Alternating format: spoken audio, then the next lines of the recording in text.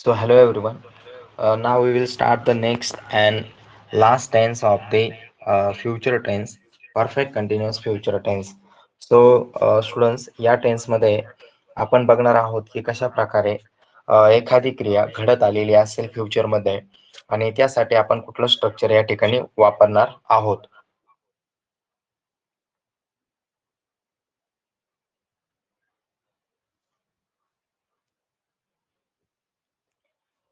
So students या ठिकाणी बघा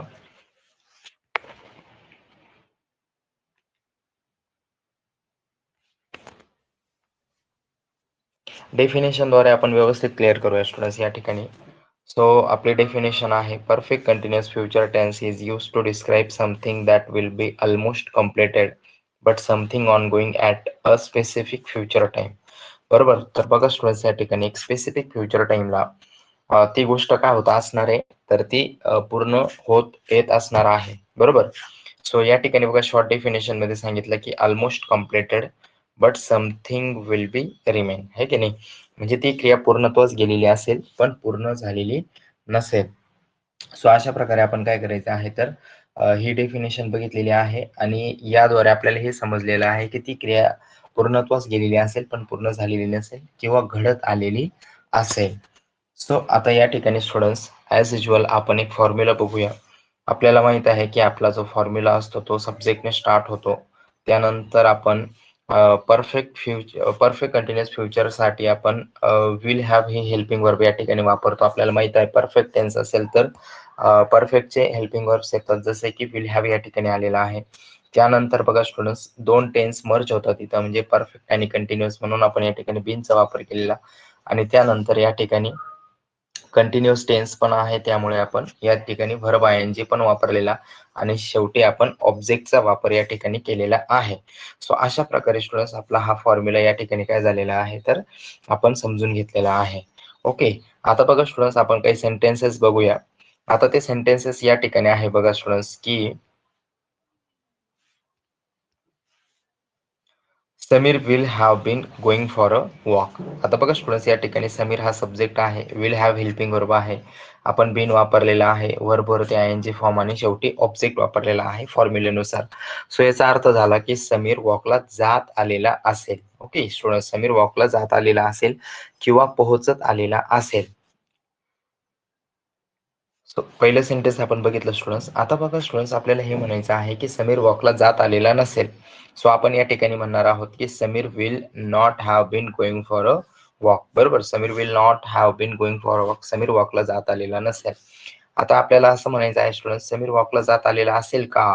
ओके. सो आपण त्यासाठी काय करणार तर सुरुवातीला हेल्पिंग वर्ब वापरणार, नंतर सब्जेक्ट, नंतर या ठिकाणी हॅव विल हॅव मध्ये विल हॅवला आपण या ठिकाणी जे आहे डिवाइड करणार आणि विल समीर हॅव अशा पद्धतीने आपण वापरणार, विल हॅव असं वापरणार नाही. So will Sameer have been going for a walk. ते एक्झाम्पल आपण या ठिकाणी बघितलं. नंतर स्टुडंट्स आपलं एक एक्झाम्पल आहे निगेटिव्ह मध्ये आपल्याला करायचं आहे की समीर वॉकला जात आलेला नसेल का. ओके. सो इंग्लिश मध्ये आपण म्हणणार आहोत की will Sameer not have been going for a walk. Sameer वॉकला जात आलेला नसेल का. ओके. आता आपल्याला म्हणायचं आहे स्टुडंट्स समीर का वॉकला जात आलेला असेल.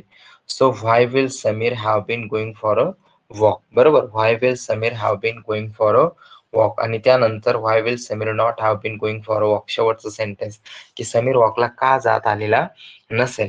सो अशा प्रकारे आपण काय केलेलं स्टुडंट्स ऑल सेंटेन्सेस या ठिकाणी बनवले आणि याचा सेन्स आहे की एखादी क्रिया होत आलेली असेल. बरोबर. एखादी क्रिया होत आलेली असेल. सो या ठिकाणी मी तुम्हाला अगेन अँड अगेन सांगितलं स्टुडंट जेव्हा मराठीमध्ये आपण आलेला आलेली आलेलोचा सेन्स येईल मग तो फ्युचरचा असो पास्टचा असो नाहीतर कुठलाही असो तर आपल्याला काय करायचं आहे हे स्ट्रक्चर वापरायचं आहे जे फॉर्म्युला दिसत आहे. फक्त आपल्याला हेल्पिंग वर्ब चेंज करायचं आहे, बाकी सेंटेन्स आपलं ॲज इट इज असणार आहे. ओके. जसे की समीर त्या ठिकाणी जात आलेला असेल म्हणजे वॉकला जात आलेला असेल, तो वॉकला जात आलेला नसेल. समीर वॉकला जात आलेला असेल का, समीर वॉकला जात आलेला नसेल का, समीर का वॉकला जात आलेला असेल आणि समीर का वॉकला जात आलेला नसेल. सो अशा प्रकारे हे सेंटेन्स आपण बघितलं स्टुडंट्स. नेक्स्ट सेंटेन्स बघूया आपण म्हणजे आय प्रोनाउनचं सेंटेन्स बघूया. जसे की I will have been going for walk म्हणजे काय मी वॉकला जात आलेलो असेल, पोहोचत आलेलो असेल. I will not have been going for a walk, मी वॉकला जात आलेलो नसेल. Will I have been going for a walk, बरोबर, मी वॉकला जात आलेलो असेल का. Will I not have been going for a walk, मी वॉकला जात आलेलो नसेल का. Why will I have been going for a walk, मी का वॉकला जात आलेलो असेल आणि मी का वॉकला जात आलेलो नसेल. लास्ट सेंटेन्स, बरोबर स्टुडंट्स. या ठिकाणी आपण पूर्ण सेंटेन्सचं स्ट्रक्चर काय केलेलं आहे तर व्यवस्थित बघून घेतलेला आहे. हा फॉर्म्युला आपल्याला फक्त काय करायचा आहे, ध्यानात ठेवायचा आहे. आता बघा स्टुडंट्स, आपण प्रत्येक प्रोनाऊनसाठी या ठिकाणी यूज करून बघणार आहोत की परफेक्ट कंटिन्युअस फ्युचर टेन्स कशा प्रकारे यूज होतो. सो या ठिकाणी आहे बघा students, I will have been playing cricket म्हणजे मी क्रिकेट खेळत आलेलो असेल. We will have been playing cricket, you will have been playing cricket, तू किंवा तुम्ही क्रिकेट खेळत आलेले असाल.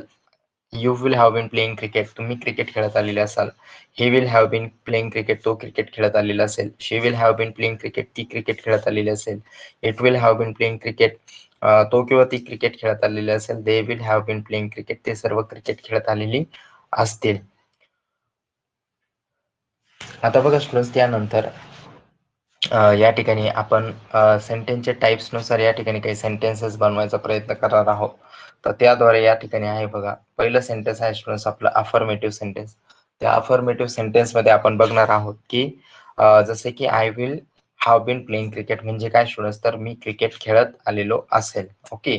निगेटिव्ह मध्ये आपण करूया students, we will not have been playing cricket म्हणजे आम्ही सर्वजण क्रिकेट खेळत आलेले नसू. Will you have been playing cricket म्हणजे तू क्रिकेट खेळत आलेला असशील का.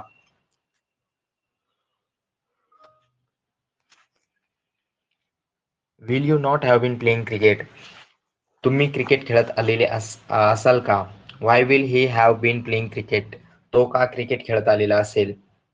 Why will she not have been playing cricket, ती का क्रिकेट खेळत आलेली असेल. It will have been playing cricket, तो किंवा ती क्रिकेट खेळत आलेली असेल. They will not have been playing cricket, ते सर्वजण क्रिकेट खेळत आलेले नसतील. Will Sameer have been playing cricket, Sameer cricket खेळत आलेला असेल का. Will Sameer and Aamir not have been playing cricket, Sameer आणि आमिर क्रिकेट खेळत आलेले नसाल का. Why will this boy have been playing cricket, हा मुलगा का क्रिकेट खेळत आलेला असेल. Why will that boy not have been playing cricket, तो मुलगा का क्रिकेट खेळत आलेला नसेल. This boys will have been playing cricket, हे सर्व मुले क्रिकेट खेळत आलेले असतील. Those boys will not have been playing cricket, ते सर्व मुले क्रिकेट खेळत आलेले नसतील. सो अशा प्रकारे आपण काय केलेलं स्टुडंट्स, या ठिकाणी या सेंटेन्सचं स्ट्रक्चर वापरलेलं आहे आणि त्यानुसार आपण या ठिकाणी सेंटेन्सेस बनवलेले आहेत. सो अशा प्रकारे स्टुडंट्स आपण परफेक्ट कंटिन्युअस फ्युचर टेन्सला या ठिकाणी समजून घेतलेलं आहे, त्याचं स्ट्रक्चर समजून घेतलेलं आहे आणि सेंटेन्सेस समजून घेतलेलं आहे.